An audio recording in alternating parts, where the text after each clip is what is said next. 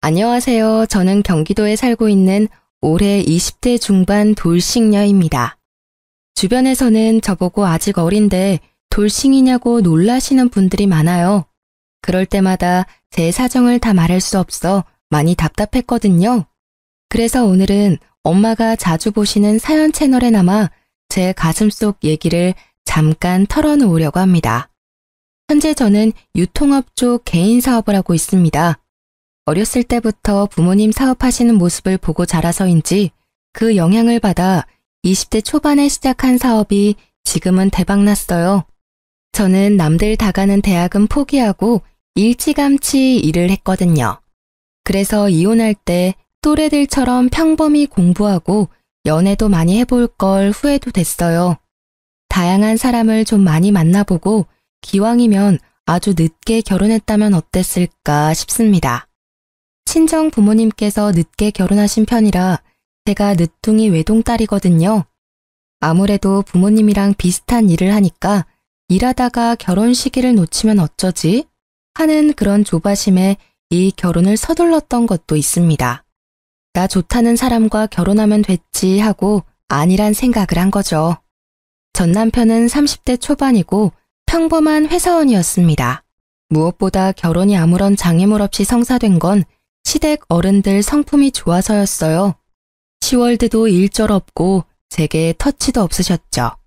정말 쿨하고 멋진 분들이셨습니다. 아가, 너는 어쩜 그리 매사에 똑 부러지고 야무지니? 이렇게 젊은 나이에 성공했는데 절대 흐트러지지도 않고 반듯한 모습이 참 멋있구나. 어느 정도 나이가 든 우리가 봐도 너무 존경스러워. 사돈어른들께서 키우면서 얼마나 자랑스러우셨을까. 이런 딸을 시집 보내시느라 굉장히 서운하셨을 것 같아. 내 친구들도 엄청 부러워한단다. 어쩜 이렇게 예쁜 며느리 얻었냐고 말이야. 여보도 그렇지 않아요? 말해 뭐해. 어디서 이런 귀한 복덩이가 우리 집에 왔는지. 이런 날을 맞이하려고 그렇게 우리가 열심히 잘 살았나 싶어. 며느리 앞에서 부끄러움 한 점 없이 떳떳하기 위해서 말이야. 아들, 네가 가장 잘한 일이 소영이를 우리 가족으로 맞이한 거다. 참 고맙다. 아버지는 참, 그것 말고 제가 잘한 일이 뭐 없었나요? 저도 꽤나 열심히 살아왔는걸요. 그래, 우리 아들도 열심히 살았지. 집안까지 힘들게 대학 왔다 갔다 하고 졸업까지 무사히 했잖니. 엄마 아빠는 멀어서 네가 금방 포기할 줄 알았거든. 아유, 당신은 애 대학 이야기 좀 그만 우려먹어요.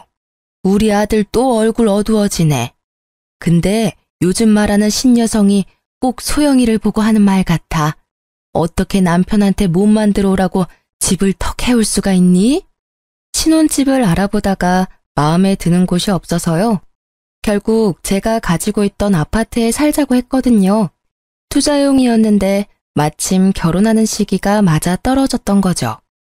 시부모께서는 그런 저를 엄청 기특해 하셨어요. 20대에 집 해오는 며느리가 세상 어디 있냐고 너무 좋아하셨죠.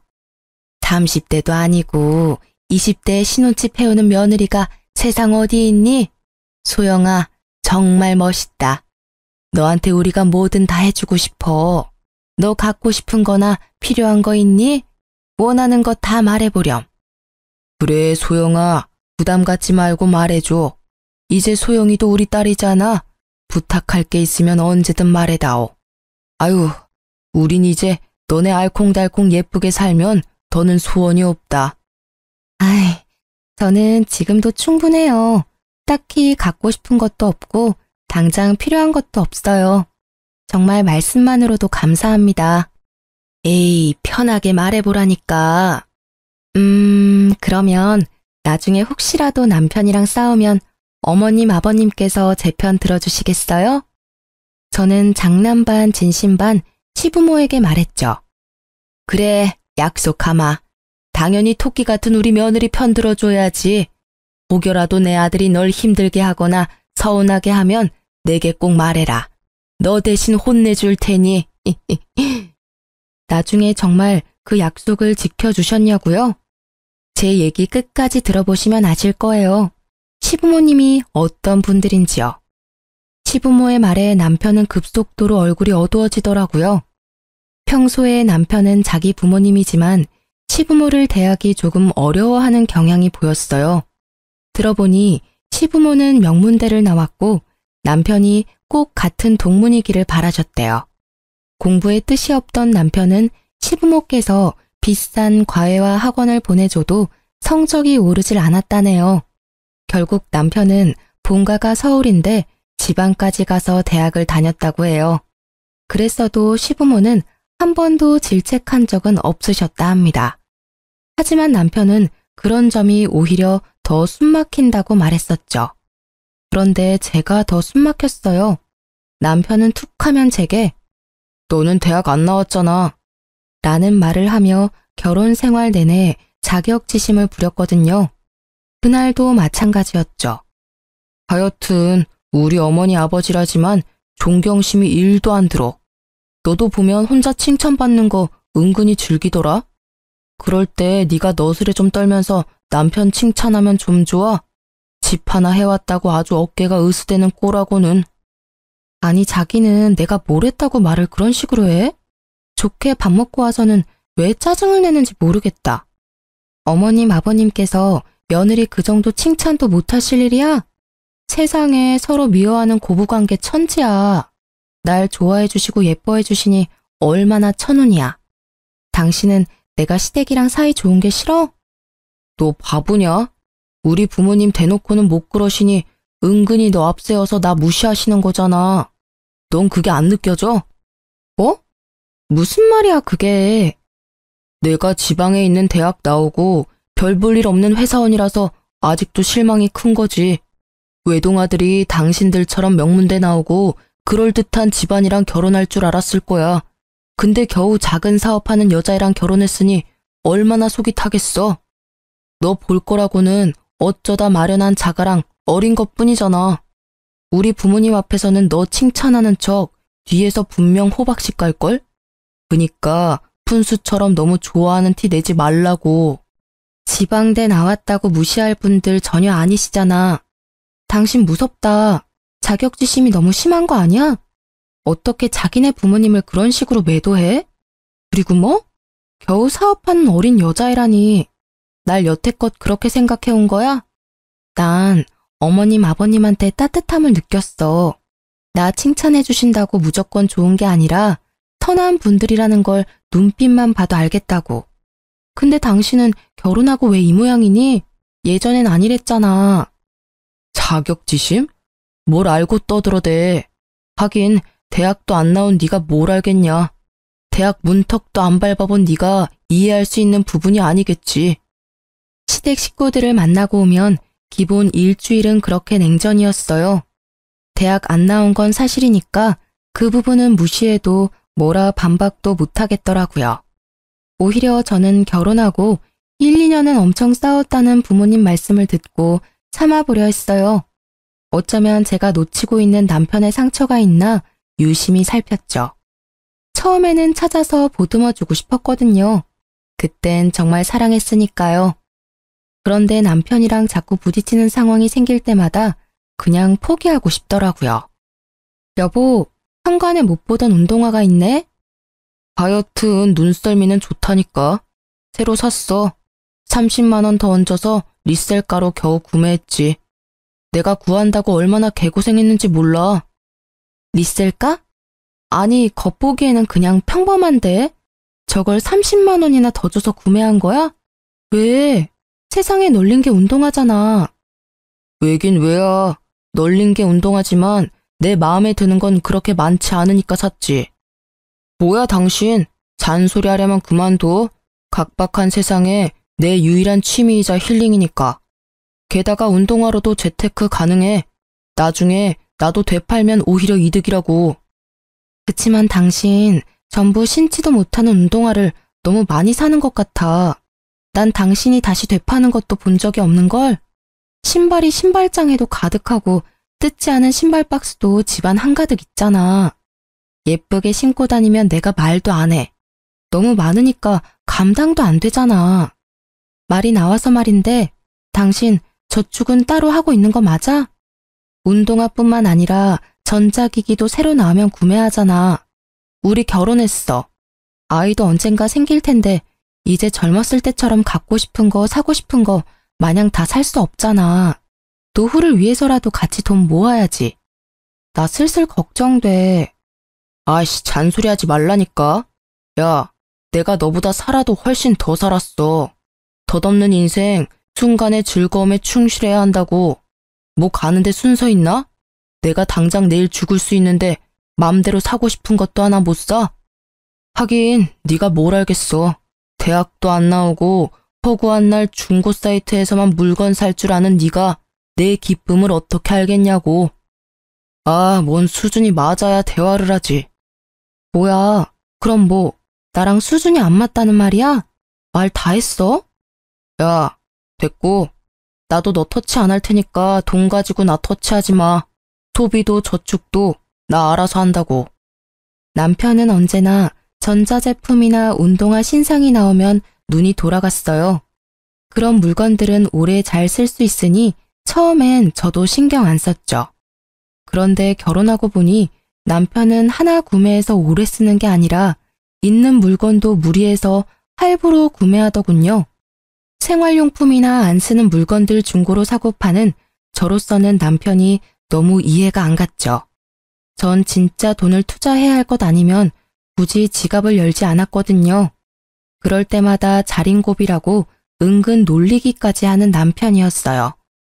친정 부모님 결혼 기념일이라서 다 같이 식사를 하는데 그날 역시 제 신경을 긁더라고요. 엄마 아빠 생신 축하드려요. 작지만 제가 준비한 선물이에요. 아이고, 우리 결혼 기념일이 뭐라고 선물을 준비했어.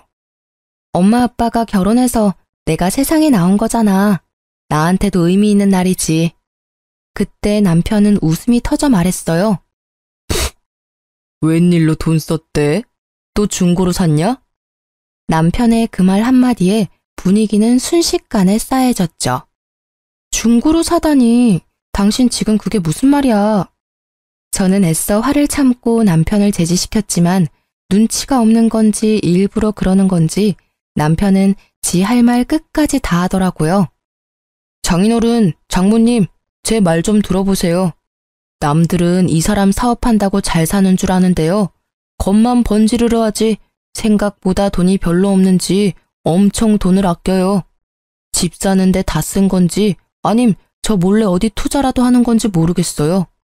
허구한 날 돈 타령해서 저 좀 힘들어요. 제가 운동화라도 하나 사려고 하면 그걸 못 사게 해요. 멀쩡한 집이 있으면 뭐해요? 그 안에 살림살이는 죄다 중고 물건인데. 아니, 이 녀석이 자네 운동화도 하나 못 사게 했다고? 친정 부모님께서는 남편의 말에 당황한 듯 하셨죠. 저는 서둘러 농담이니 놀라시지 말라고 둘러댔어요. 집으로 돌아와 얘기하는데 기가 막혔어요. 남편이 저를 깔보는 태도가 심상치 않았거든요. 너 거지냐? 뭐? 거지 맞잖아. 아까 선물도 중고 거래한 거 아니야? 왜? 내가 부모님 앞에서 진실을 말하니 속상해?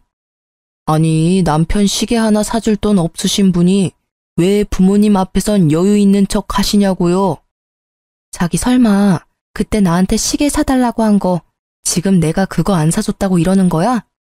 너 애야? 갖고 싶은 거 못 가졌다고 장인 장모 앞에서 그게 뭐 하는 행동인데? 남편이 얼마 전에 다음 달 월급 받으면 준다고 제게 시계 좀 예약 구매 좀 해달라고 했어요. 근데 제가 딱 잘라 거절했거든요. 아니, 경제적인 부분 터치 일절하지 않고 각자 알아서 하기로 한 지가 불과 며칠 전인데요. 벌써 무얼 사겠다고 제게 돈을 빌리려는 모습이 너무 한심해 보이잖아요. 그랬더니 그 일로 되게 화풀이 했던 거였어요. 너 때문에 결국 스마트워치 예약 구매 못했잖아. 예약 구매를 해야 빨리 받을 수 있고 사은품도 있는데 말이야. 애초에 그 나이 먹고 수중에 그 정도 돈도 없는 게 말이 돼? 그게 더 문제야. 시계를 못 산 건 나 때문이 아니라 당신 씀씀이의 문제가 있는 거지. 이번 기회에 당신 소비 생활을 좀 되돌아봐. 그리고 돈 없어서 장인어른 장모 밥 한 끼도 대접 못하면서 나보고 거지? 그래, 나 중고거래 좋아해. 비록 이 집의 물건들, 물론 백화점에서 산 것들은 아니지만 중고로 샀어도 새 제품이라고. 내가 네 말대로 거지면 이때까지 내가 했던 선물들 내가 다 가져가서 팔아도 되니? 뭐? 그런 게 어딨어. 당신 말대로 해보자고. 내가 줬던 선물들 리셀가 더해서 되팔아서 나도 재테크나 좀 해보자. 남편은 제 말에 화들짝 놀라서 제 앞으로 가로막더라고요. 혹시나 자기 애장품들을 건드릴까 봐요. 저는 아랑곳하지 않고 제가 사줬던 것들을 모두 챙겼어요. 이건 내가 작년 생일에 사준 거, 이건 내가 올해 초에 사준 거. 당신 나한테 그동안 많이도 받았다. 내 두 손 가지고는 모자라겠어. 지금 이 시간에 그 물건들 가지고 어딜 가겠다는 거야? 저는 트렁크에 남편의 애장품들을 모두 실었어요. 정확히 말하자면 제 지분이 있는 것들만요. 여보, 난 진짜 농담 삼아 그런 건데 기분 나빴어? 아유, 당신 앞에서 내가 농담도 못한다. 미안해. 앞으로 거지라는 말은 안 쓸게. 제 차 트렁크 문이 닫히자 남편은 머마려운 강아지처럼 안절부절했습니다. 그게 농담이라고? 그래. 부부끼리 서로 놀릴 수도 있는 거잖아. 난 가벼운 장난이었어. 당신이 하도 절약 모드길래. 사과 똑바로 안 하지? 미안해. 미안하다고. 다시는 거지라고 안 할게. 나 딱 한 번만 봐준다. 두 번은 안 봐줘. 나도 자존심이라는 게 있어. 알았다, 알았어. 안 건드리면 될 거다냐. 끝까지 적반하장 언성을 높이는 남편을 저는 한 번만, 딱 한 번만 더 믿어보기로 했습니다. 남편은 트렁크를 열어주자 눈치 보며 자기 물건 챙기더군요. 제가 왜 바보같이 미련하게 남편을 자꾸 봐줬냐고요? 계속 서로에게 맞춰 조율을 해나가는 게 결혼 생활이라 생각했으니까요. 하지만 저만 남편에게 맞춰가고 있었나 봐요. 남편은 다른 곳에서 다른 이와 눈을 맞추고 있더라고요. 요즘 야근이 잦네? 피곤하지?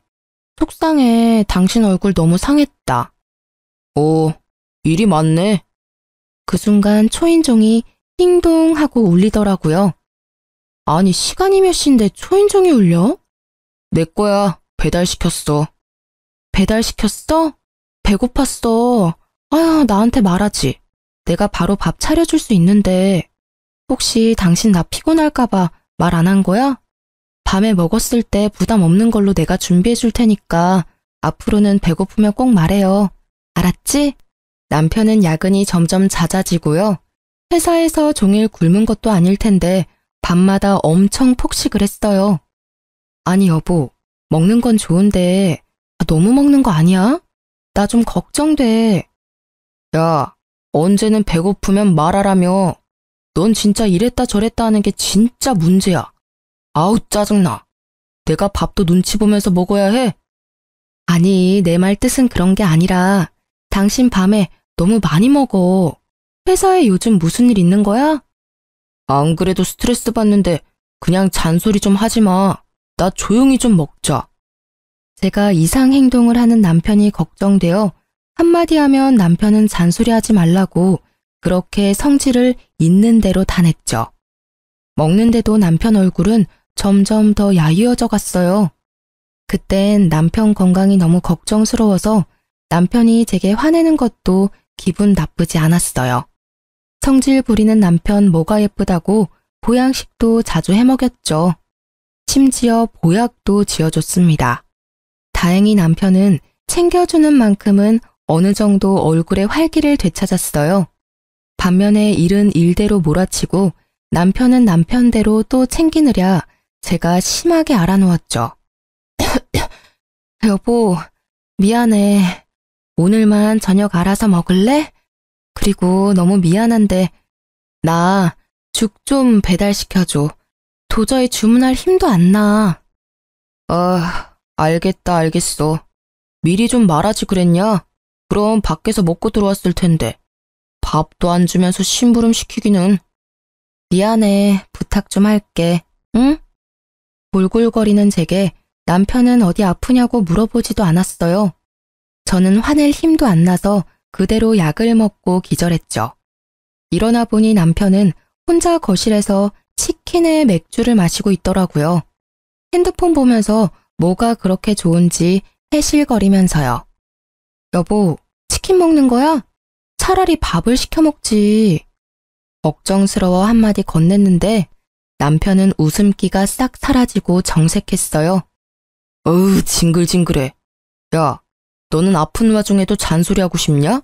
들어가서 더 자. 아까 밥도 안 먹고 약 먹었더니 속이 너무 쓰려서. 죽은 냉장고에 있지? 죽? 아까 내가 죽 좀 주문해달라고 부탁했잖아. 너 자길래 안 시켜도 되는 줄 알았지. 뭐? 내가 주문해달라고 부탁했잖아. 왜 성질이야? 아픈 거 맞아? 소리 지를 힘은 남아있나 보네. 밥에 물 부으면 죽 아니야? 대충 커피포트 물 끓여서 밥 말아 먹어. 야, 죽 시키는 게 어려운 일이야? 치킨 먹으면서 내 생각은 안 나던? 내가 죽을 손수 끓여달랬니? 아님 포장을 해오랬냐? 그냥 배달앱 들어가서 주문만 하면 되는 거였잖아. 문 일찍 닫으니까 주문 좀 해달라고 그렇게 부탁했는데. 우냐? 겨우 그거 가지고 우는 거야? 아, 진짜 왜 저러냐. 그래, 운다. 속상해서 눈물이 나는 걸 어떡할까 그럼? 당신 죽 할 줄 알아?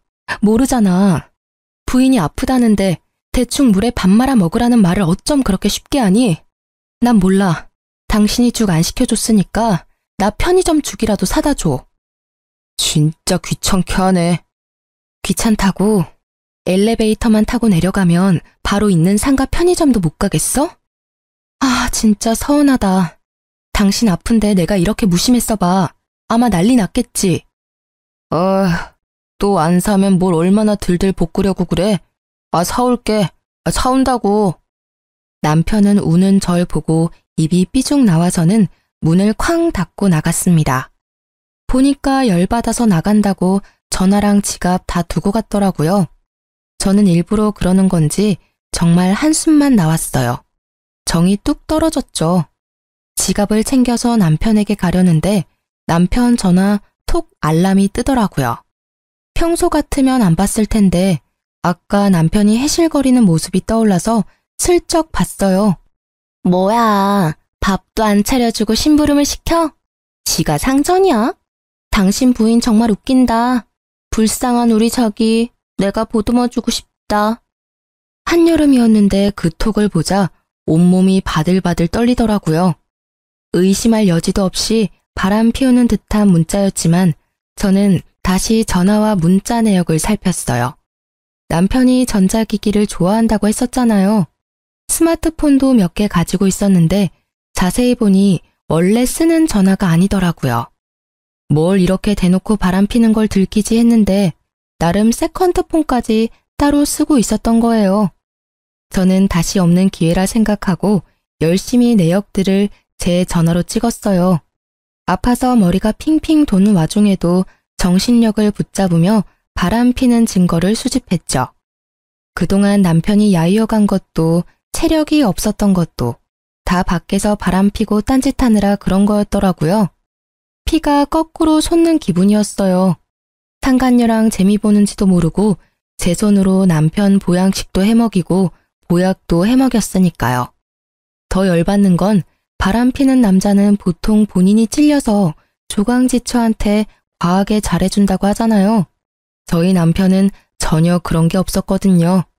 그 와중에도 그런 게 괘씸했습니다. 여보세요? 거기 흥신소죠? 남편 바람피는 상대에 대해서 알아내고 싶은데요. 네, 돈은 상관없어요. 난생 처음 흥신소라는 곳도 이용하고 제 나름 큰 지출을 했어요. 이러려고 열심히 돈 벌었나 했네요. 의뢰하니 남편이 바람난 상대는 같은 회사 여직원이었습니다. 심지어 유부녀라 저는 한동안 할 말을 잃었습니다. 그러다 기가 막힌 타이밍으로 제게 연락 한 통이 왔는데요. 바로 상간녀 남편의 전화였습니다. 여보세요? 김상혁 씨 부인분 맞으신가요?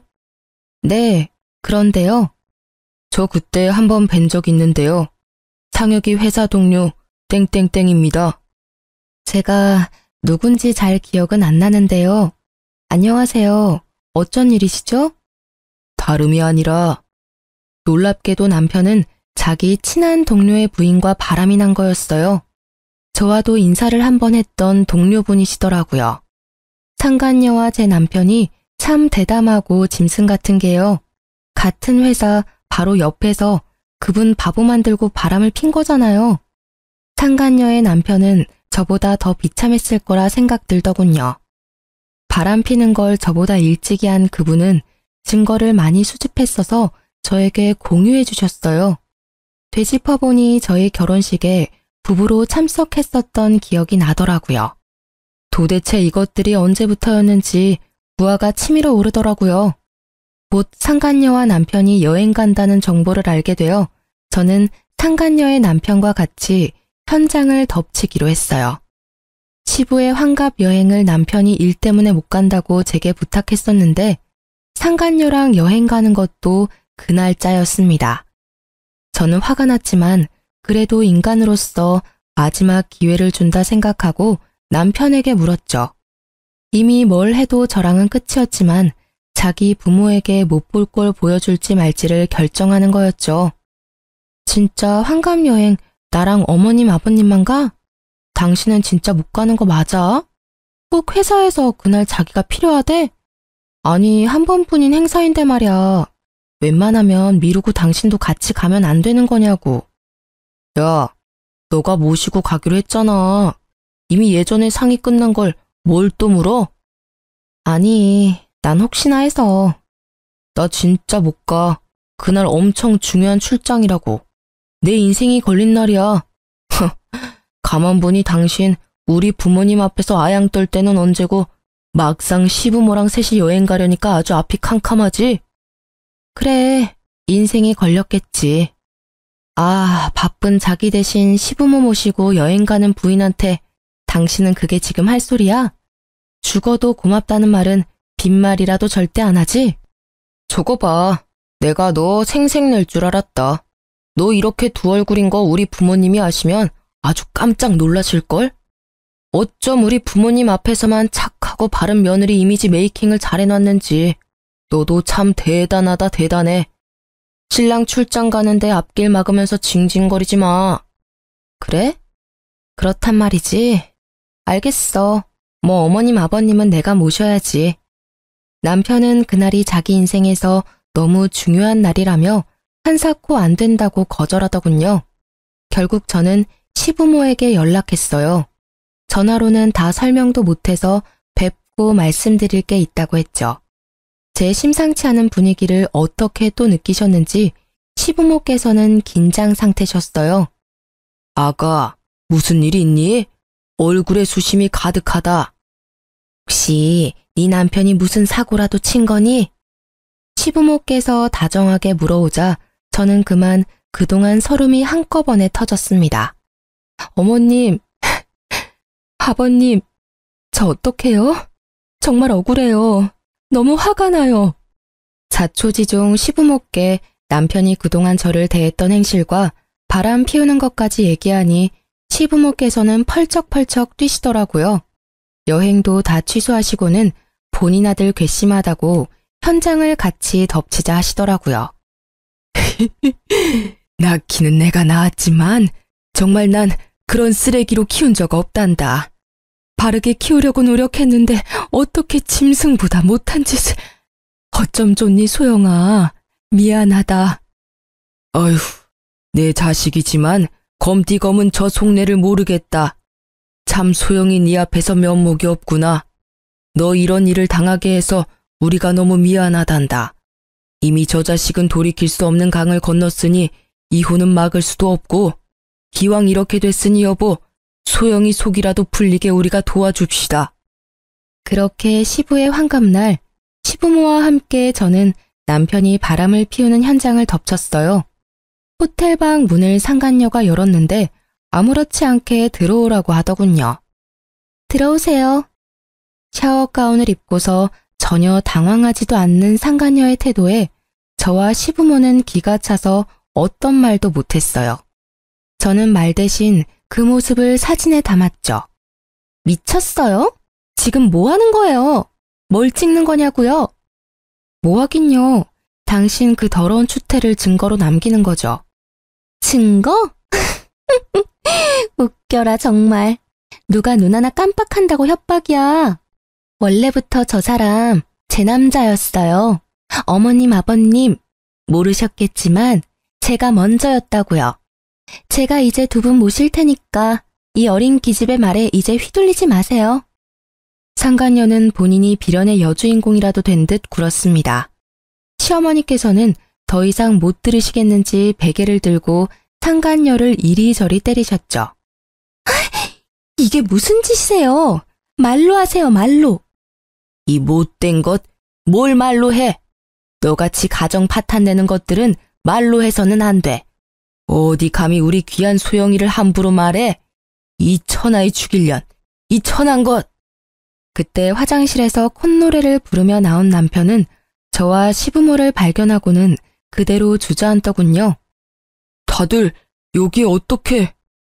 시부께서는 새하얗게 질린 남편을 일으켜서는 있는 힘껏 남편의 뺨을 정통으로 날리셨죠. 아버지, 저 죽어요. 왜 이렇게 세게 때리세요? 내가 한 번이라도 널 때린 적이 있니? 네가 아무리 잘못했어도 한 번도 네 몸에 손댄 적 없다. 근데 좀 후회가 돼. 때려서라도 바른 인간으로 키웠어야 하는데 부인 두고 바람이나 피우는 대단히 멍청하고 파렴치한으로 내가 키웠어. 진정하세요. 소영이 제가 얼마나 사람 홀리는 여우인 줄 아세요? 야, 너 여기가 어디라고 우리 부모님까지 모시고 와. 뭐? 여우? 하, 이 상황에서까지 내 욕을 하네? 잘못했다고 빌지는 못할 망정 말이야. 너 내가 결혼 생활 동안 얼마나 귀한 대접해줬니? 바람 피느라 기빨려서 그런 건 줄도 모르고 어디 몸이 안 좋나 싶어서 비싼 보약에다 각종 보양식까지 해줬어. 그런데 뒤에서 이런 더러운 짓거리를 하고 있었어? 야, 넌 좀 입 다물어. 네가 끼어들 자리가 아직도 보여? 그러게 말이야. 얘, 어리다고 어른들이 우쭈쭈 해주니까 전부 네 세상 같았지? 이 사람은 지옥이었대. 나 만나 겨우 천국 만난 거지. 우리 정말 사랑하고 있어. 그러니 방해 말고 꺼져. 어머, 감히 니까짓 게 뭔데 내 며느리, 아니 내 딸한테 함부로 말해? 에잇, 너나 썩 꺼져라. 시모가 제 편을 드신다고 상간녀의 머리채를 잡고 이리저리 흔들자 남편은 시모를 거칠게 떼놓고 말했어요. 아, 어머니, 그만하세요. 이 사람 안 그래도 머리숱 소중한데 그렇게 쥐 뜯어버리면 어떡해요? 자기, 괜찮아? 난 괜찮아. 어머, 내 머리카락 몇 개가 빠진 거야? 난 몰라. 어머님, 정말 너무하시네요. 누구 보고 어머니래 저 미친 게. 그리고 너, 이 자식 어디 엄마를 있는 힘껏 밀쳐? 어이 참, 그만하시라고요. 제 말 좀 들어보세요. 아버지, 이렇게 호텔방에서 소개시켜드리고 싶지 않았는데요. 기왕 이렇게 된 거 정식으로 소개해드릴게요. 이 사람 엄마 아빠랑 동문이에요. 명문대 나왔다고요. 제가 못해드린 효도 이 사람이 대신 해줄 거예요. 대학도 못 나온 지금 며느리보다 연륜도 있고 같은 학벌인 이 사람이 훨씬 낫잖아요. 제가 하고 싶은 사업도 밀어주기로 했어요. 짠순이처럼 허구한 날 돈 타령하는 저 기집애랑 차원이 다르다고요. 그러니 엄마 아버지, 오늘 모습은 못 봤던 걸로 해주시고 이만 돌아가 주세요. 저희한테는 오늘이 의미 있는 여행이에요. 첫 번째 결혼은 저런 수준 떨어지는 애랑 생각 없이 해버렸지만 두 번째 결혼 생활은 저 정말 자신 있어요. 이 사람이랑 행복하게 효도하면서 살 거예요. 아, 어리다고 다 좋은 게 아니었어요. 쟤는 연애할 때 잠깐 설레이는 게 다였다고요.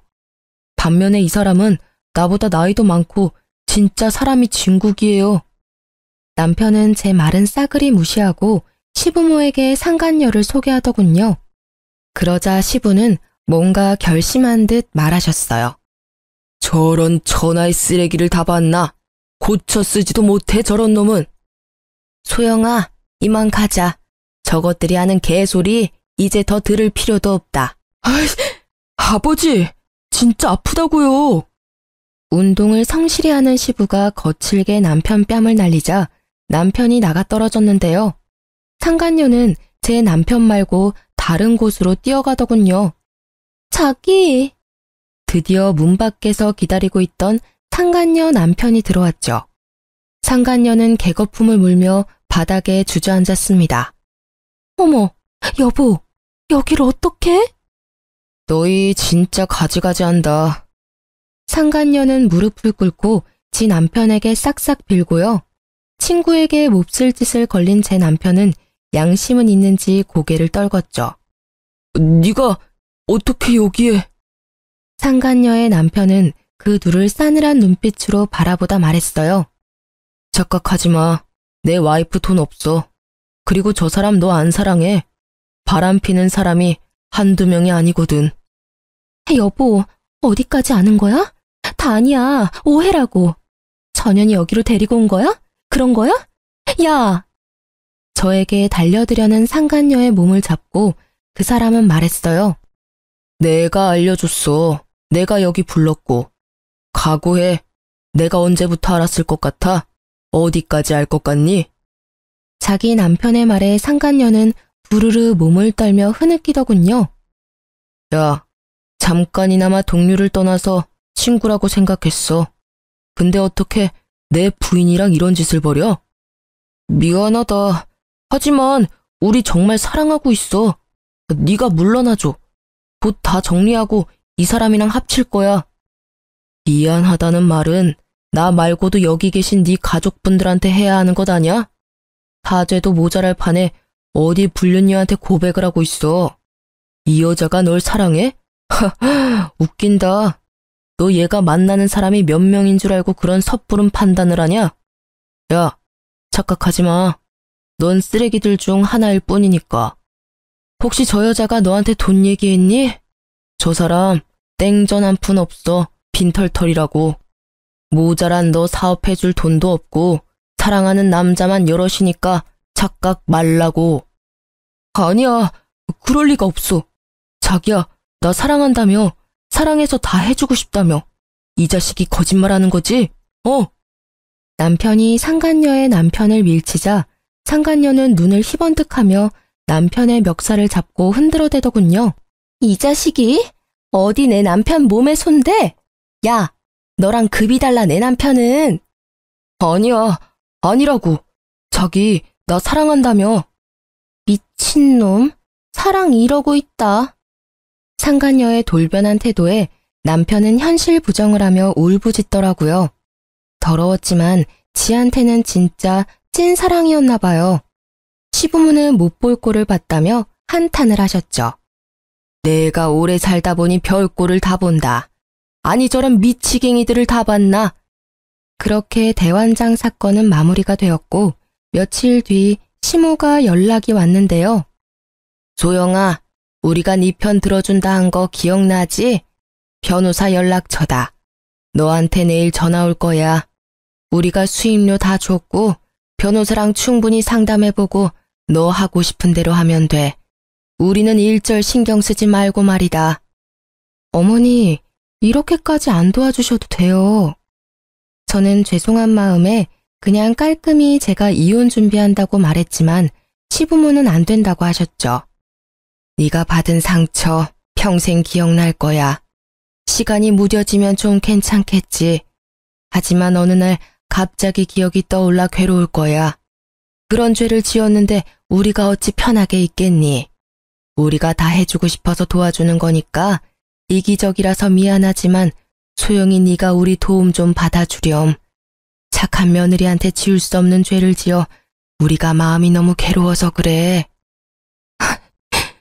잘못은 그 사람이 했는데 왜 어머님 아버님이 괴로우셔야 해요.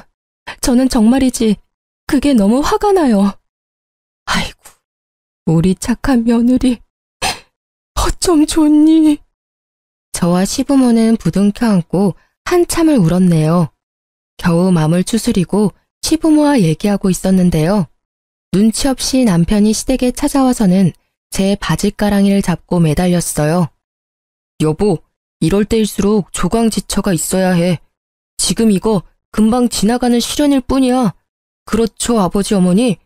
아니, 셋이 그렇게 사랑하는데 저 하나 때문에 헤어질 수 없잖아요. 예? 저 정신 차렸어요. 여보, 나 믿지? 그 늙은 여우한테 내가 잠깐 홀렸지만 말이야. 이제 교훈을 얻어서 다시는 그런 일 없을 거야. 나 2번 실수는 절대 안 하거든. 뚫린 입이라고 정말. 이 웬수야, 부모님 앞에서도 그러고 싶니? 네가 한 짓들을 돌이킬 수 있다고 생각해? 네가 우리 가족 모든 걸 파괴한 거야, 이 못된 놈아. 저는 참지 못하고 남편의 가슴을 마구 때리며 말했어요. 그러자 시모는 조용히 다가오셔서 제 등을 쓸어주시며 말했어요. 결혼할 때 내가 말했던 게 기억나지, 아들? 시모가 의미심장한 말을 하자 남편은 눈물을 글썽이더라고요. 잘 기억나지 않아요. 왜 기억이 안 나? 엄마 아빠랑 약속했었잖아. 그렇죠, 여보? 시모가 의미심장한 말을 하고 시부가 뒤이어 말하셨어요.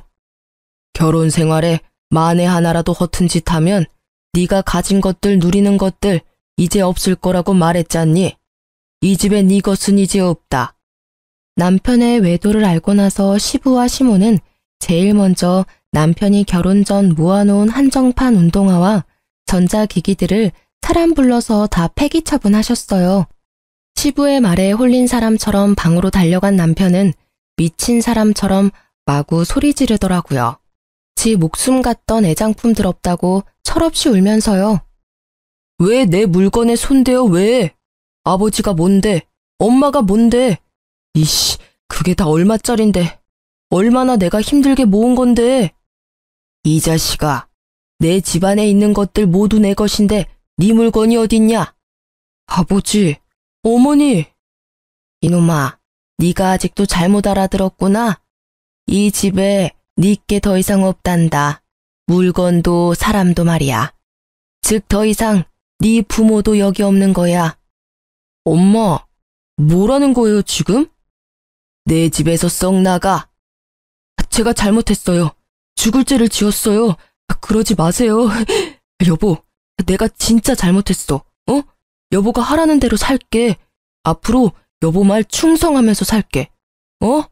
여보가 좀 우리 엄마 아빠 말려봐. 여보 말이라면 다 들어주실 거란 말이야.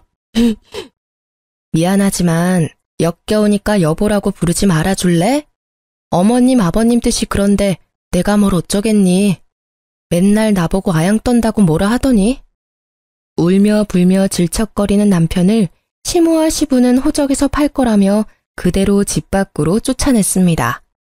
저도 시부모의 말에 조금은 어안이 벙벙했어요. 제 편을 들어줄 줄은 알았지만 친아들에게 그 정도까지 하실 줄은 몰랐거든요. 시부모께서는 제게 충분히 눈물의 사죄를 하셨으니까요. 따지고 보면 남편의 바람이 시부모 잘못은 아니잖아요. 그 뒤로 시부모께서는 진짜 빈말이 아니라 아들을 절대 용서할 수 없다며 연을 끊으셨어요. 남편은 그동안의 더러운 짓거리들이 다 소문이 나서 풍기문란죄로 다니던 회사에서도 잘렸어요. 물론 상간녀와 나란히요. 상간녀의 남편에게 들어보니 본인은 소송 기간이 굉장히 길어질 거라고 하더군요. 그 여자는 제 전 남편을 비롯해 자기보다 젊은 남자들만 골라서 바람을 피웠는데요. 그래놓고는 진짜 사랑은 자기 남편이라고 놓아주지도 않는데요. 저보다 더한 고통에 빠진 상간녀의 남편이 어서 이혼하고 행복해지길 여러분이 응원해주세요. 어느 날 제 전 남편은 회사에서도 잘린 후 일도 안 하는지 거짓골로 제게 찾아왔어요. 정말 폐인이 다 됐더라고요. 처음엔 얼굴 보고 알아보지도 못해서 목소리 듣고 알았어요. 누구세요? 소영아, 나 돈 좀 빌려줄 수 있니? 내가 며칠째 밥을 못 먹었어. 저 어리다고 무시하고 또 사업한다고 유세 떤다 무시하던 전 남편은요. 제 사업장까지 찾아와서 돈을 구걸하더라고요. 막상 제 사업 규모 보고 놀랐는지 갑자기 돌변해서는 소영아, 우리 다시 어떻게 잘해보면 안 되겠니? 나 진짜 이제 변했어. 너 여기 혼자 감당돼? 내가 여기 일 좀 도와줄게.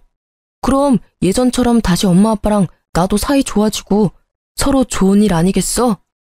아, 그게 무슨 개소리야. 허구한 날 나 깔보더니 막상 눈으로 보니까 내 것들도 탐나? 또 기생충처럼 나한테 기생하게? 야, 꿈도 꾸지 마. 그리고 한 번만 더 찾아오면 경찰에 신고할 테니까 그렇게 하라. 쪽팔리게. 아니, 네가 웬만큼 쓰레기여야지. 속도 겉도 다 쓰레기꼴로. 그게 뭐니? 일은 아예 안 해? 이거 먹고 떨어져. 당장 꺼지라고. 제가 5만 원을 전 남편 얼굴에 던지자 전 남편은 쭈뼛거리며 비굴하게 5만 원을 집어들었어요. 노숙하고 다니는지 냄새도 엄청 났거든요. 저는 직원들에게 탈취제를 뿌리라고 주고는 뒤돌아섰죠. 내가 만난 사람의 처절한 밑바닥을 마주하니 한 번 더 속이 쓰렸죠. 이제는 남이지만 제 전 시부모는 짐승 같은 아들과 연을 완전히 끊고 제 앞날을 더 걱정하셨죠. 도영아, 넌 아직 젊고 능력 있어서 더 잘 될 거야. 지금껏 그래왔던 것처럼 앞만 보고 달리렴. 넌 더 좋은 사람 만날 거야. 그렇게 가끔 안부 인사도 나누곤 했는데 이혼이 다 마무리되니 더 이상 연락을 하지 말자고 하시더라고요. 제 앞날에 더 이상 걸림돌이 되고 싶지 않으시다고요.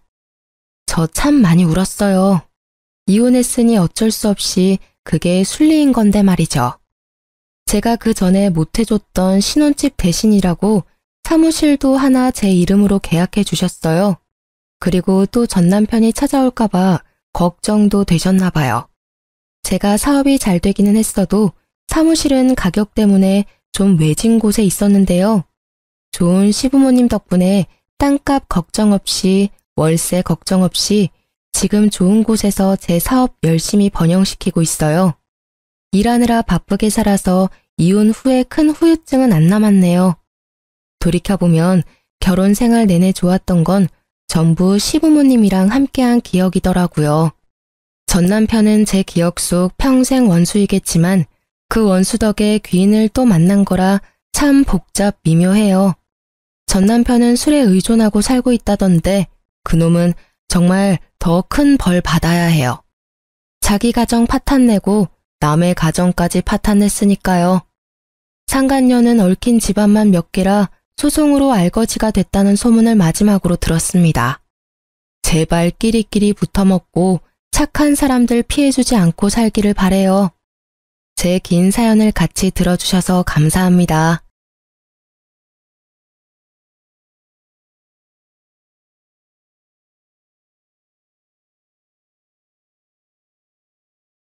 안녕하세요. 저는 돌싱녀가 된 지 좀 된 30대 후반의 여성이에요. 어릴 때 여자는 남자를 잘 만나야 한다는 이야기를 많이 듣잖아요. 제게 그런 남자는 가정적이고 다정한 남자였어요. 남자는 세 가지만 하지 않으면 된다는 생각이 있었거든요. 폭력, 도박, 무능력. 제가 가장 견디지 못할 것 세 가지라고 생각했는데요. 이혼 후에는 이 생각이 바뀌었어요. 무슨 일인지 궁금하신가요? 그렇다면 먼저 저와 남편의 인연, 아니 악연의 시작부터 알아봐야죠. 저와 남편은 8살이나 차이 나는 커플이었어요. 남편과는 같은 동호회에서 만났는데 이후에 사랑으로 발전하게 됐죠. 와인 동호회였는데 어린 시절 그런 걸 동경하던 저는 그곳에서 남편을 만나서 어른 남성의 매력에 푹 빠졌어요. 물론 지금 생각하면 당장 빠져나와야 할 허영의 늪이었지만 그때는 그게 그렇게 멋있어 보이고 좋았거든요. 20대 중반이라 한창 호기심 강하고 이것저것 경험하고 싶을 때였거든요. 25 여성이 33세 남성과 사랑에 빠져 1년간 연애를 했죠. 사실 당시에는 제가 너무 어리다는 것과 어머니가 계시지 않다는 점, 그 두 가지의 이유로 시부모의 반대가 있었어요. 시부모를 그 당시에는 만나지도 못한 채 거절당해야 해서 꽤 많이 상처받았었죠. 결국 저희는 헤어져야 했어요. 그런데 3년 뒤에 다시 재회하고서는 그 불이 더 커져서는 결국 제 나이 30즈음에 결혼에 꼴이 나게 됐어요. 솔직히 3년 사이에 남편이 결혼했다가 이혼을 한 전력이 있다는 걸 알고 살짝 고민도 했지만 헤어진 이유가 성격 차이였다는 걸 듣고는 괜찮다고 안일하게 생각해버렸어요. 당시 저는 이렇게 괜찮은 남자를 놓치다니 그 여자 보는 눈도 없다고 생각했지만 지금에 와서는 그 여자도 나랑 똑같았구나 싶더라고요. 남편은 나쁜 사람은 아니었지만 조금 수동적인 스타일이었어요. 크고 작은 일을 제게 맡기는 의존적인 성격이랄까? 그리고 일이 바쁘다는 단점 외에 나와 함께 있을 때는 언제나 상냥했기에 결혼 생활 유지에 큰 문제는 없을 거라고 생각했거든요. 그런데 그 상냥함이 큰 문제가 될 줄은 몰랐어요. 처음 그의 남다른 상냥함에 피해를 본 것은 아이를 낳은 지 6개월쯤 되던 날이었어요. 저는 아이를 낳기 전에 퇴사를 했고 당시 갓난쟁이였던 아들을 키우던 중이었어요. 남편은 영업직으로 일하며 많은 사람을 만나는 게 일이라 회식이나 회의 끝에 음식이나 디저트를 사는 일이 많았고 그들의 회식을 대신 계산하는 일도 종종 있었어요. 보통 남편 카드로 결제를 해서 제가 아는 일은 크게 없지만 그날은 이상하게 제 명의의 생활비 카드로 결제가 됐다고 문자 알림이 오더라고요. 숙박업소에서 결제된 내역인데 순간 저는 오늘 고객이 술이 많이 취했나 보다 하고 편하게 생각했었어요. 그런데 이상하게 2시간쯤 있으니 다시 알림이 오더라고요.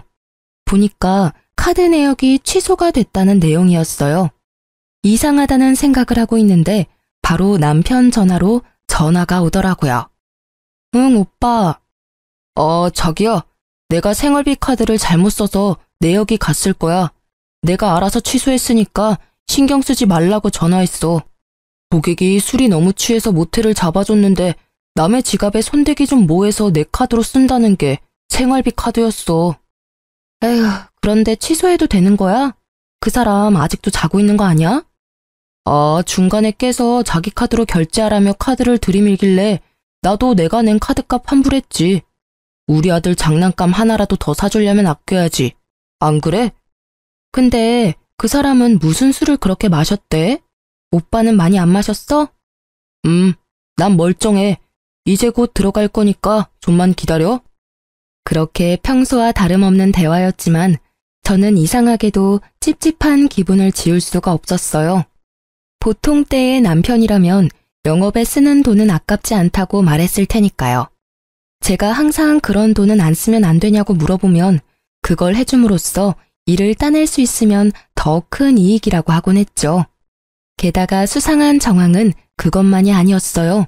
취소를 굳이 2시간 뒤에나 한 이유는 뭘까? 고주망태가 됐다며 모텔에 실려간 사람과 2시간 동안 뭘 했을까? 그리고 집에 와서 해도 될 이야기를 굳이 취소 직후에 바로 전화를 했을까? 5만 가지 생각으로 가득 찬 머리가 계속 경고를 보내고 있었어요. 게다가 마지막에 그 멀쩡하는 말.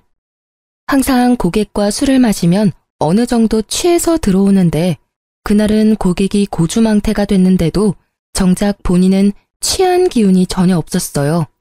아니겠지 하는 생각에도 점점 외도가 의심되어 육아를 하는 도중에도 울컥울컥 물어볼까 하는 생각이 들었어요. 그렇지만 의심뿐이고 증거가 있는 게 아니니 아무 말도 못하고 있었죠. 그러다가 며칠 뒤 남편이 스마트워치를 놔두고 간 일이 있었어요. 항상 차고 가는데 그날은 애가 가지고 놀다가 어디에 놔둔지 못 찾는 바람에 그냥 일하러 간 거였거든요. 아침 청소하다가 그걸 찾았는데 계속 눈이 가더라고요. 저는 이렇게 남편을 의심하느니 확인하고 마음 편해지자는 생각으로 워치의 통화 내역을 살폈어요. 통화 내역에는 이름을 저장하지 않은 많은 번호가 찍혀 있었어요. 쭉 훑어보는데 이상하게 한 번호만 통화 내역이 잦더라고요. 하루 거의 5번을 통화를 하는데 아무리 봐도 평범한 횟수가 아니잖아요. 거의 연애 초반이나 있을 법한 통화 횟수인데 더 수상한 건 그만큼 통화를 하는데 이름은 저장되어 있지 않더라고요. 결국 저는 남편에게 물어보기로 했습니다. 오빠, 나랑 이야기 좀 해. 어? 무슨 이야기? 나 씻고 나서 하면 안 될까? 오늘 땀을 너무 많이 흘려서 힘드네. 중요한 이야기야. 당신 혹시 바람 펴? 그게 무슨 말이야? 난 그런 적 없어. 일하기도 바쁜데 무슨 바람이야. 저번 카드 내역이 너무 수상하잖아. 오빠는 그럼 술 취한 고객 옆에서 2시간 동안 뭐 했는데? 게다가 고객이랑 술 마시면 자기도 항상 취하면서 그날은 전혀 취하지도 않았더라? 그걸 이상하게 생각하는 내가 이상한 거야? 그날에는 다른 사람들도 있었어. 딱 그 사람이 취해서 모텔에 데려다 준 거고. 그 뒤에 나는 다시 내려와서 다른 사람들하고 술 마셨어. 그리고 그날은 내가 차를 몰아야 해서 술 안 마셨던 것뿐이야. 이상한 억측하지 마. 거짓말 좀 그만해. 이 번호 모른다고 하지는 않겠지? 하루에 5-6번을 연락하는 이 사람은 누구야? 아니, 한 달을 넘게 그렇게 열렬히 통화하면 이름이라도 저장해놔야 되는 거 아니야? 나한테 들키지 않으려고 저장 안 해둔 거 아니야? 그쯤 되니 남편의 표정이 차분해지더라고요. 그 표정에 남편이 바람을 폈다는 것을 알게 됐어요. 누구야? 언제부터 만났어? 오빠 참 잔인하다. 어떻게 갓난쟁이를 옆에 두고 바람을 펴? 머릿속에 그 생각뿐이니? 왜? 내가 출산하고 엉망진창 되니까 다른 여자가 눈에 들어와? 어? 그래서 바람 폈어? 아니야, 여보, 믿어줘. 그런데 진짜 딱 한 번 만났는데 그 여자가 나를 쫓아다닌 거야. 나도 그 여자 피하고 싶은데 일로 엮여 있으니 막 냉정하게 못하고. 모텔도 그래. 그날 딱 한 번이야. 그것도 헤어진다는 조건으로 그렇게 해주기로 한 거였다고. 진짜로 이것만은 믿어줘. 이미 제 신뢰는 깨어졌고 남편이 무슨 말을 해도 믿음이 안 가더라고요. 게다가 상대방이 쫓아다녀서 만나줬다는 건 무슨 망언인지. 싫으면 다른 직원에게 그 여자 처분을 맡기면 될 것을 지도 싫지 않았으니까 연락하고 만났던 거 아니에요. 저는 분한 마음을 삭히지 못했어요.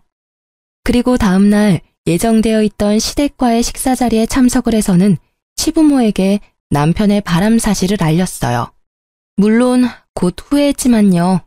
왜인지 잘 아시죠? 팔은 안으로 굽어요. 그것도 심하게. 어머님, 말씀 들어보세요. 오빠 일한다고 늦게 들어오는 동안 다른 여자 만나고 있었어요. 아직 아들이 6개월밖에 되지 않는데요. 그게 진짜니?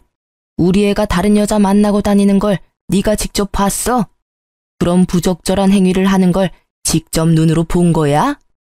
그건 아니지만 모텔 결제 내역도 있고 남편이 직접 제게 실토했어요. 나도 들었다. 딱 한 번이라며?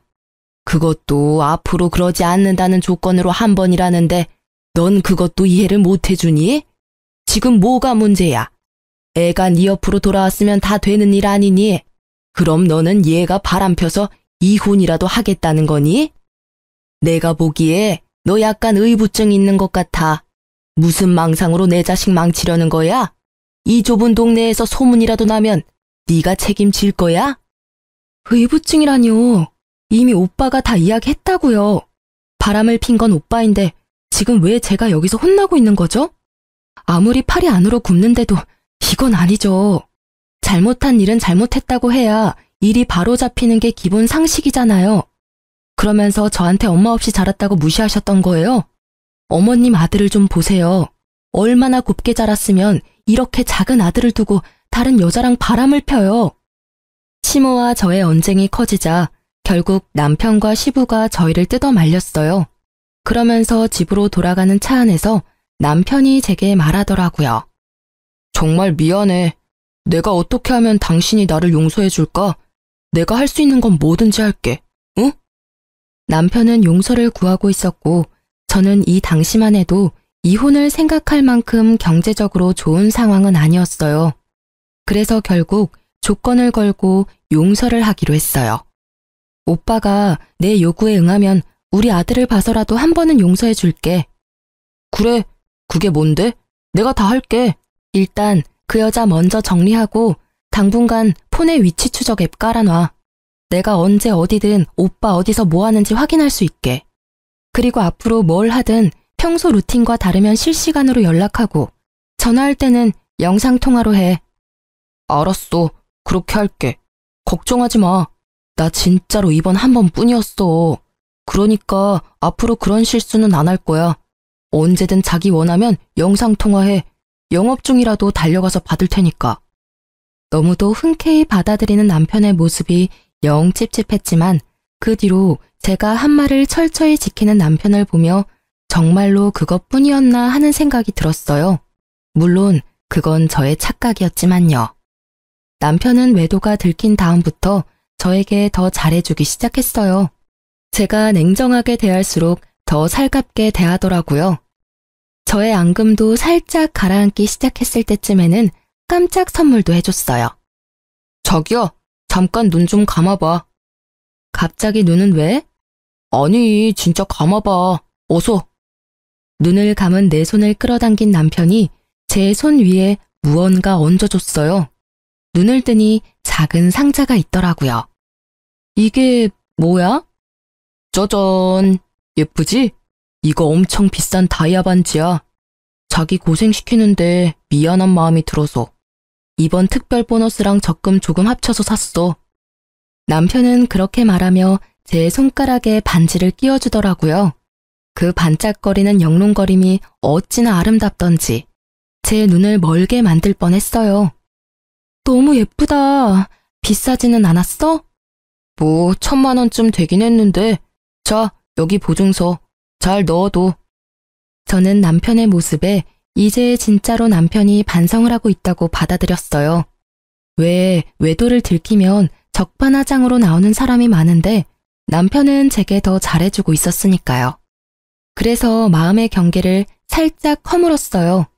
그런데 그런 저의 레이더에 걸리는 게 하나 생겼어요. 다이아 반지 선물을 해주고 난 뒤 남편은 유독 폰 게임을 많이 했어요. 처음에는 조금씩 하는 듯 하더니 어느 날은 보니 하루 종일 그걸 켜놓고 하고 있더라고요.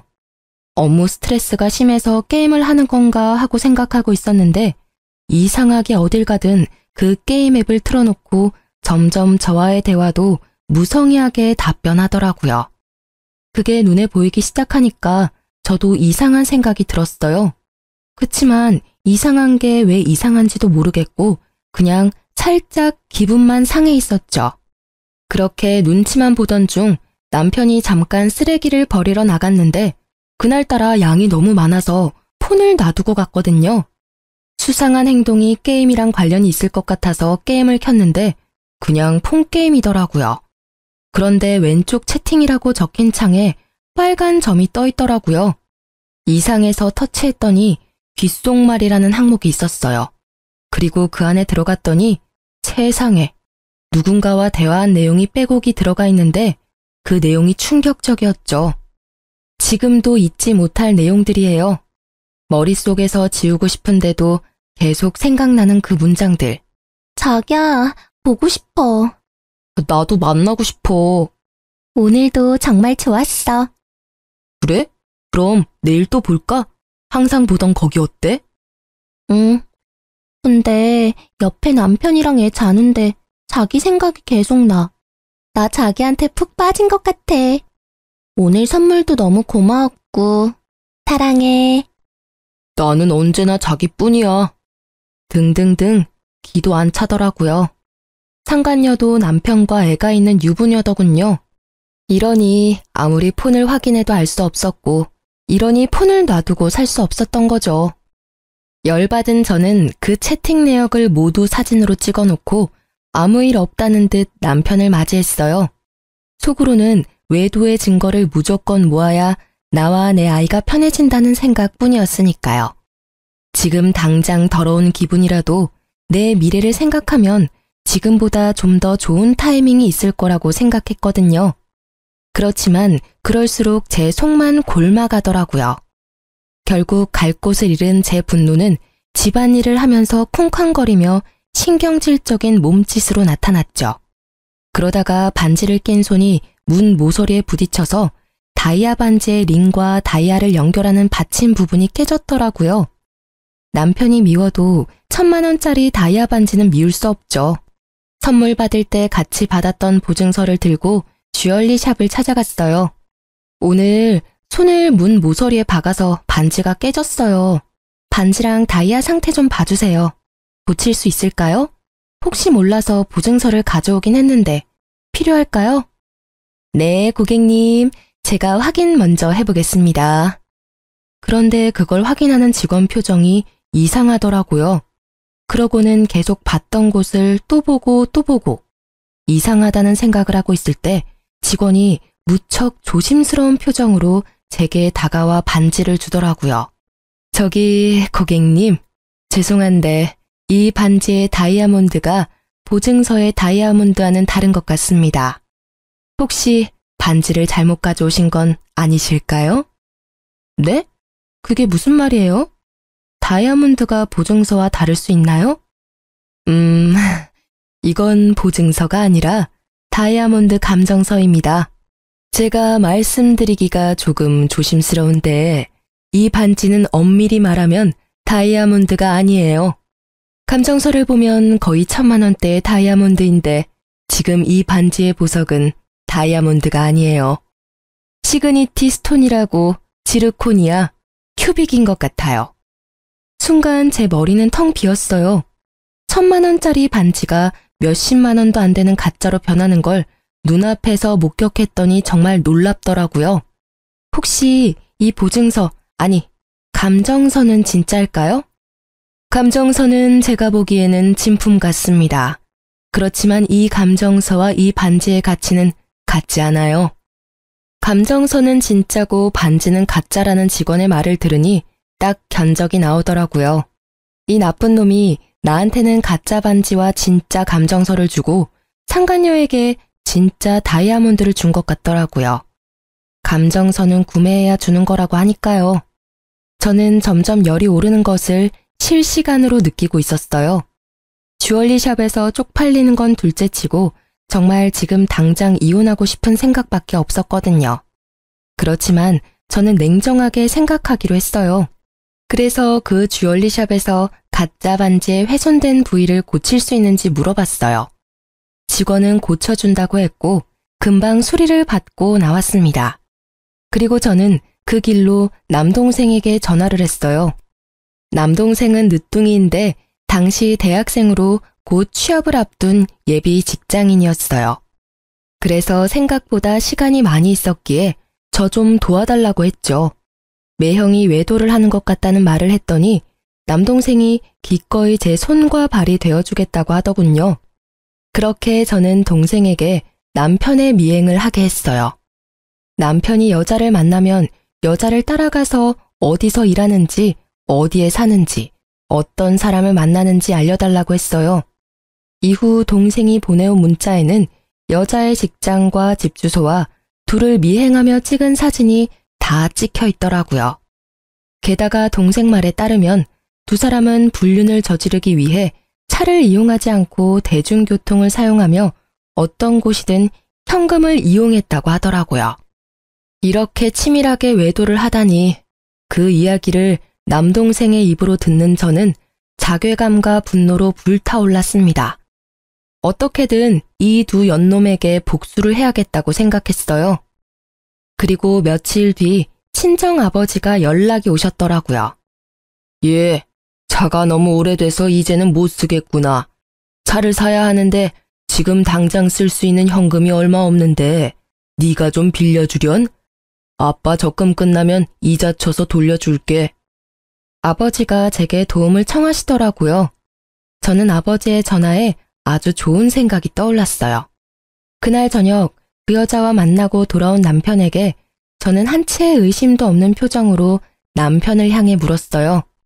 오빠, 아빠 차가 오래돼서 고장나서 이제는 아예 작동이 안 된다고 하네?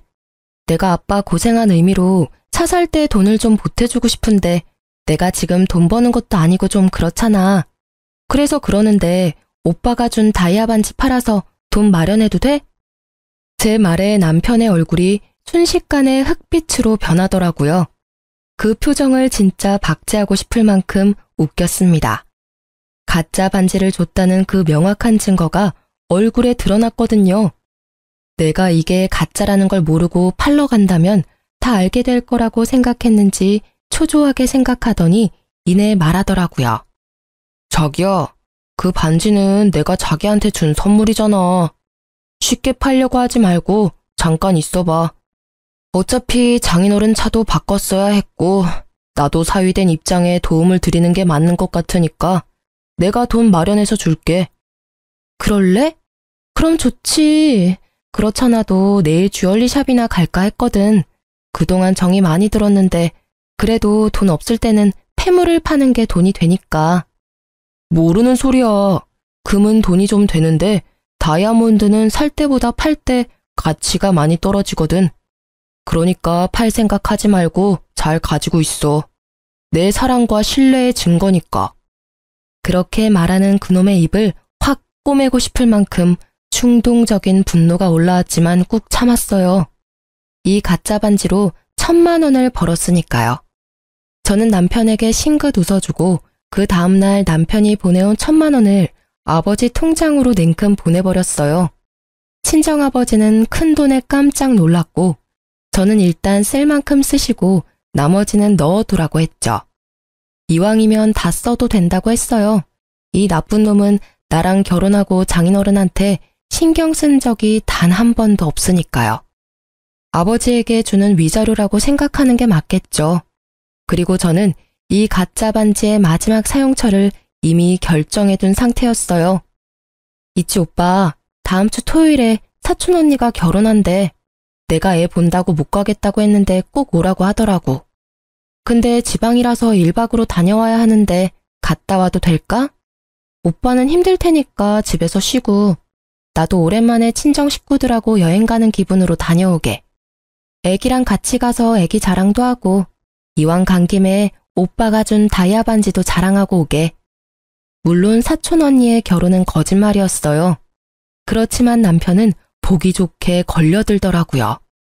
그래, 갔다 와. 당신도 바람 좀 쐬야지.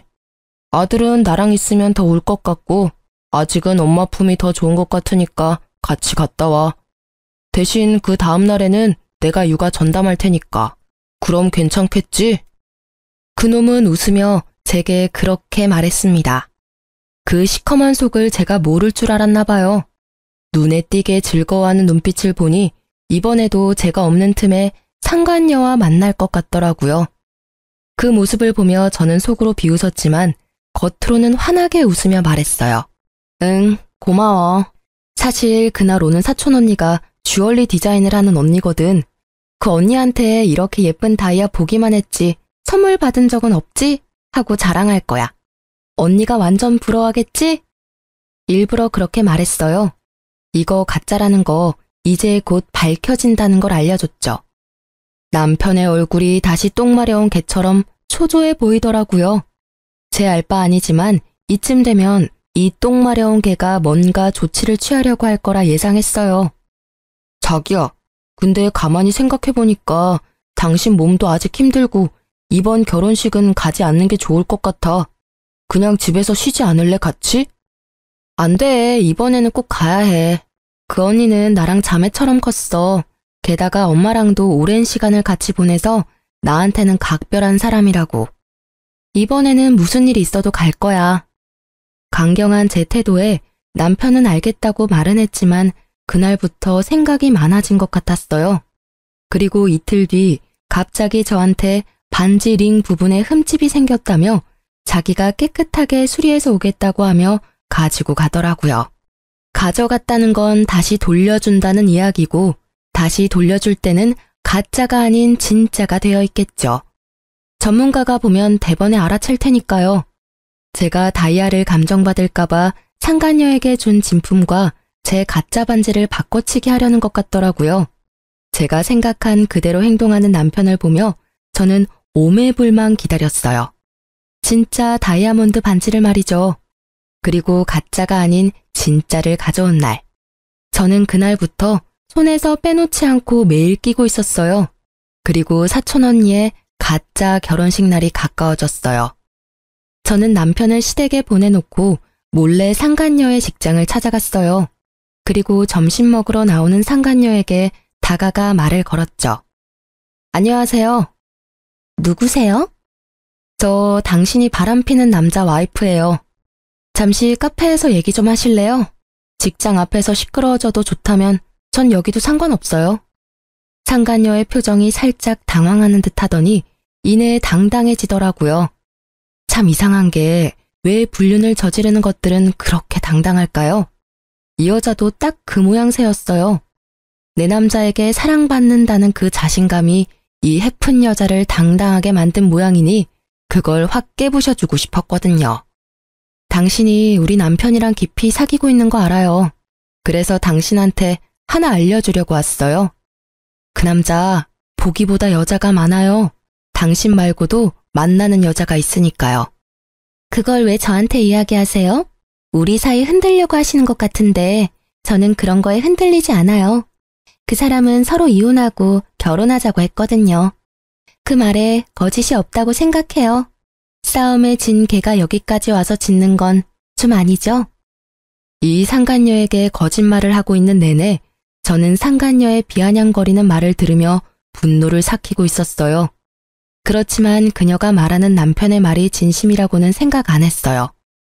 만약 남편이 저와 이혼하고 싶었으면 이렇게 저자세로 나오면서 가짜 반지로 환심까지 사려 하진 않았을 테니까요. 저는 최대한 여유로운 표정으로 웃어 보였어요. 한 방 먹여줄 시간이었거든요. 미안한데 그 남자가 당신을 사랑하고 있다고 생각한다면 그건 착각이라고 말해드리고 싶네요. 아시려나 모르겠네요. 그 남자요. 저랑 이혼할 생각이 없어요. 왜인지 알아요? 당신 그 손에 낀 반지 제 거랑 닮아 보이는데 그거 가짜거든요. 당신 존재가 그 정도뿐이라는 이야기죠. 제 말에 상간녀의 당당하던 얼굴이 놀라더라고요. 이거 진품이야. 같이 가서 확인도 했다고. 상간녀의 행동을 보니 남편 놈이 상간녀에게 상황 설명하지 않고 몰래 반지를 바꿔온 것 같더라고요. 물론 그랬겠죠. 외도나 하는 남자가 잠깐 바꿔치기 하면 될 일을 하며 애인에게 미움 살 일을 하지는 않을 테니까요. 저는 그래서 더 좋았죠. 못 믿겠으면 주얼리샵 가서 감정 받아봐요. 진짜인지 가짜인지. 그래야 당신이 사랑하는 그 남자 진심이 뭔지 알게 되겠죠. 아시겠지만 진짜를 준 상대가 좀 더 소중한 법이에요. 그렇지 않아요? 가격 차이가 어마어마할 텐데. 제 말에 상간녀가 순식간에 눈치를 채더라고요. 진짜로 자기 반지가 가짜일 수도 있겠구나 하고요. 당연히 가짜죠. 남편이 진품이랑 바꿔왔으니. 뭐 그 사람이 저한테 비중을 더 뒀다 해도 어차피 저는 이혼할 거예요. 그리고 상간녀 소송도 같이 진행할 거고요. 무슨 이야기인지 아실 거라고 생각해요. 저는 보시다시피 당신 직장도 알고 심지어 집도 알아요. 제가 어떻게 할 것 같아요? 온 동네 소문 다 내줄까요? 그러기만 해봐. 나도 명예훼손으로 고소할 거예요. 아무리 내가 나쁜 짓을 했더라도 당신도 그러면 범법자야. 알아? 잘 알고 있어요. 그러니 제 걱정은 말고 고소하세요. 저는요, 명예훼손으로 고소당해봐야 별 타격 없어요. 벌금? 위자료로 물면 되겠죠. 그리고 소문나는 거? 지금 제가 피해자인 거 알고 그러시는 거예요? 저는 그런 거 신경 안 쓸 거니까 편하게 해요. 고소. 대신 당신은 남편, 친척, 친구, 동료들에게까지 다 소문나서 어디에서도 얼굴 못 들고 다니게 만들 거야. 제 말에 상간녀의 표정이 금세 일그러지더니 그 자리에서 고개를 숙이더라고요. 2번 다시 만나지 않을 테니까 남편과 아이에게만은 알리지 말아주세요. 열년하셨네. 이렇게 남편, 아이 지극히 생각하는 여자가 어떻게 남의 남자랑 바람을 필 생각을 했어? 그냥 계속 만나. 만나면서 내가 언제 너희 집 직장에 소문낼지 기대하고 있으라고. 저는 그렇게 말해주고 상간녀를 놔두고 나와버렸어요. 딱히 소문을 내고 싶은 마음은 없었어요. 제가 그 상간녀에게 주고 싶었던 건 언제 소문이 날지 모른다는 두려움, 바로 그거였거든요. 평생을 조마조마하게 눈치 보며 살라고요. 그리고 상간녀를 만나고 온 그날 남편놈도 상간녀와 만나 이야기를 들었는지 초췌한 몰골로 집으로 들어오더군요. 들어오더니 깜짝 놀라더라고요. 그럴 수밖에요. 제가 세팅을 다 해놨거든요. 남편놈 불륜 자료와 시부모님까지. 왔어? 그 여자는 잘 만나고 왔나 봐? 얼굴 보니 다 들었나 보네. 너 꼭 그렇게까지 해야 했어? 그 여자 왜 찾아갔는데? 이런다고 뭐가 달라지는데? 제발 좀 그만해라. 조용하게 좋게 넘어가자고. 조용하게 넘어가다니 더 크게 벌려야지. 그래서 내가 준비 다 해놨어. 어머님, 아버님한테도 다 보여드렸어. 보셨죠? 남편의 애까지 있는 여자랑 바람나서 자기야 사랑해 하하호호 하며 즐겁게 지낸 거. 아무리 그래도 어린애를 두고 너무한 거 아닌가요? 바람 피면서 지 자식 얼굴은 무슨 낯짝으로 마주봤나 몰라요. 네가 뭔가 잘못한 거 아니니? 이 대화 내용이 우리 아들이 한 거라는 증거도 없잖니? 게다가 이제까지 잘해줬다면서. 그거면 됐지. 남편이 돌아올 때까지 기다렸으면 될 거 아니야? 아니 외박을 하기를 해. 그 여자랑 단둘이 여행을 가기를 해. 꼬박꼬박 집에 들어오고 애 잘 보고 집안일 잘해주는 남편한테 뭐가 모자라서 이렇게 들쑤시고 다녀? 어머니, 잘해주고 잘못을 저지르면 다 용서해야 하나요? 세상에 그런 게 어딨어요. 외박하고 단둘이 여행을 꼭 가야 외도인가요? 두 사람 대화 내역과 모텔 간 횟수를 보세요. 제가 꼭 이렇게 노골적으로 이야기를 해야겠어요? 아, 혹시 첫 번째 부인도 이렇게 이혼했나 보죠? 제 버릇 남 못 준다고 그때도 똑같이 그랬나 봐요. 그래, 그때는 내가 상간녀가 될 뻔했지. 어디서 아무것도 모르는 게 여기 와서 난리야? 너 그 당시에 유부남이랑 사귀었다고. 너도 그 상간녀랑 다른 게 뭐야? 어? 어디서 이게 잘난 척 어른들한테 따지고 들어? 시모의 폭탄 발언에 저도 순간 말문이 막혔어요. 분명히 제게 이혼했다고 이야기했었는데 그게 아니었더라고요. 이 나쁜 놈은 이혼 직전 별거 기간 중에 저를 만난 거였어요. 그 사실까지 알게 되니 더 이혼해야겠다는 생각이 들더라고요. 그때 분명 돌싱이라고 했어요. 이혼했다고 했으니까 만났지. 와이프 있었다는 걸 알았다면 절대 만나지 않았을 거라고요. 그때부터 나를 속였어. 나까지 망치려고. 나를 상간녀로 만들 뻔했다고. 야, 이 나쁜 놈아. 제가 받은 충격은 상상 이상이었어요. 나를 상간녀로 만들 뻔했던 남편놈의 대담한 행각에 그저 말문이 막힐 뿐이었어요. 그런 내게 아직 할 말이 남았는지 남편은 여전히 구구절절 내게 핑계 겸 탓을 하더라고요. 그래, 내가 총각 행세는 했지만 그때는 이혼 전 별거 중이었어. 그만큼 내가 너를 좋아했다고. 내가 바람은 피웠지만 언제나 너한테 돌아왔잖아. 이번에도 기다려줬으면 네 옆으로 돌아왔을 거라고. 그리고 내가 바람 핀 게 그렇게 충격적이야? 아니, 내가 바람을 안 피는 게 이상한 일 아니야? 네 그 모습을 보면 어떤 남자가 당신한테 매력을 느낄 수 있어. 내가 잘못하긴 했지만 당신도 너무 편하게 있었던 거 아니야? 좀 꾸미고 예쁘게 있을 수도 있잖아. 바람을 필 원인을 당신이 제공한 거나 다름없다고. 나를 좋아했다는 사람이 이런 짓을 해? 그래놓고 내가 원인을 제공을 했다고? 내가 잘못한 게 있다면 네 새끼 아들 낳아서 키우느라 꾸미지도 못하고 몸매 망가진 거 하나야. 내가 원해서 망가졌어? 그럼 나 혼자 원해서 애 낳았니? 어디서 그딴 식으로 말할 수가 있어? 지금 벌어진 일들 중에 어느 것 하나 내가 원인이 된 일은 없어. 전부 네 잘못이지. 의지박약에 여자라면 환장을 하는 나쁜 놈. 그래, 결혼하고 애 낳고도 예쁘게 차려입고 몸매 관리하는 여자가 그렇게 좋았어? 그럼 뭐해? 그 여자도 불륜이나 저지르는 상간녀인데. 물론 네가 원한 건 하나도 없겠지. 그렇지만 매일 그 얼굴 보고 살아야 하는 내 생각도 좀 해줘야지. 게다가 내가 이만큼 숙여줬으면 너도 좀 양보해줘야 하는 거 아니야? 뭘 모르고 있나 본데 어찌됐건 나는 피해자고 그쪽은 가해자야. 유책 배우자. 그 말 뜻이 뭔지는 알지? 바람은 빼박이라고. 자, 결정해. 합의 이혼할 건지 소송으로 갈 건지, 합의하면 5천만 원에 반지, 아기 친권, 양육권 내가 가져갈 거야. 근데 소송으로 간다고 하면 나는 절대 이길 자신 있어. 그리고 이야기하는데 그 여자한테 상간녀 소송도 할 거야. 네가 뭔데 다 가져가. 소송해. 난 한 푼도 못 줘. 분명히 이야기했다. 이 이혼에는 네가 더 큰 잘못이 있어. 혼인 생활을 유지하지 못할 결정적인 사유. 나는 바람은 피웠어도 너랑 집에 최선을 다했다고. 남편 놈의 논리는 하나부터 열까지 기발한 것뿐이었어요. 어떤 환경에서 자라면 저런 논리적인 또라이가 될 수 있는 걸까요? 저는 코웃음을 치며 남편의 말에 맞받아치려 입을 열었어요. 그런데 그때 시부가 먼저 호통을 버럭 치시더라고요. 둘 다 그만해라. 내가 너한테 그 돈 줄 테니까 둘이서 그만 싸우고 깔끔하게 헤어져. 여기저기 남들 입방아에 오르내리면 그것만큼 보기 흉한 것도 없어. 아버지, 제가 불쌍하지도 않으세요? 돈도 위자료로 다 뜯기고 애도 뺏기게 생겼다고요. 왜 제가 다 잃어야 하는데요? 불쌍하기는. 좋아서 바람 펴놓고 이제 와서 피해자인 척이야? 왜? 이번에도 변명해봐.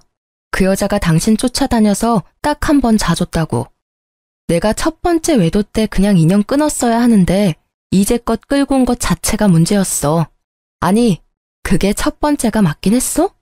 내가 모르는 다른 여자가 여기저기 있을지도 모르지. 진짜 징그럽다. 사람들은 알아? 이런 식으로 겉과 속이 다르게 사는 거. 나한테 잘해주면서 그딴 식으로 생각했다는 것 자체가 충격이야. 그만하라는데도. 너 앞으로 결혼해 결자도 꺼내지 마라. 여자 만나고 싶으면 결혼하지 말고 미혼 상태로 만나. 괜히 결혼해가지고 이런 분란을 2번이나 만들고. 내가 네 첫 이혼 때도 얼마나 창피했는지 알고나 있어? 네가 나한테 아들 노릇하고 싶다면 적어도 그 정도 책임은 져라. 앞으로 또 이런 구설수 생기면 상속은커녕 내 재산 전부 사회에 기부해버리고 갈 거니까. 시부는 동네에서 작은 음식점을 하시는데 아무래도 동네 사람들 상대로 하시는 장사다 보니 이런 안 좋은 일에 민감하셨거든요. 제가 보니 첫 번째 결혼 때도 이래저래 이야기가 많아서 장사에 악영향이 있었던 것 같더라고요. 그러니 이번에 아들이 2번째 이혼을 했다고 소문이 나면 이래저래 저번보다 더 타격이 클 것 같았는지 돈으로 조용히 무마하고 싶어하는 눈치였어요. 저야 그 편이 훨씬 좋았지만요. 사실 이 시댁에 좋은 기억이라고는 하나도 없잖아요. 연애 때도 거부당하고 결혼 때도 겨우 허락받았고 지금은 아예 골칫거리 취급 당하고 있으니까요. 결국 시부의 불호령으로 이혼은 합의로 끝내기로 했습니다. 저는 결국 제가 원하던 걸 가져오게 됐어요. 위자료에 친권, 양육권, 그 와중에 진짜 다이아몬드 반지와 아버지 차 살 때 준 돈까지 살뜰하게 다 챙겼어요. 애아빠니까 양육비는 꼬박꼬박 보내. 보내지 않으면 오빠 회사에 찾아가서 모두 밝혀버릴 테니까. 영업하니까 평판이 얼마나 중요한지는 잘 알겠지? 나도 한다면 하는 여자인 거 오늘 봐서 알 거 아냐. 그 말을 꺼내는데도 그놈은 아무 대꾸도 없더라고요. 그 이후로 이혼하고 지금껏 제게 찾아오거나 연락을 한 적이 없었어요. 솔직히 저도 받을 거 다 받았으니 이제는 인연을 끊어버리고 싶었어요. 물론 지가 염치라는 게 있으면 연락을 안 하는 게 상식이겠죠. 그 뒤에 지나가는 말로 들었는데 전 남편은 상간녀의 남편에게 상간남 소송을 당했다고 하더라고요. 제가 보낸 상간녀 소송에 관한 걸 상간녀의 남편이 알게 돼서 전 남편에게 소송을 걸었던 모양이에요.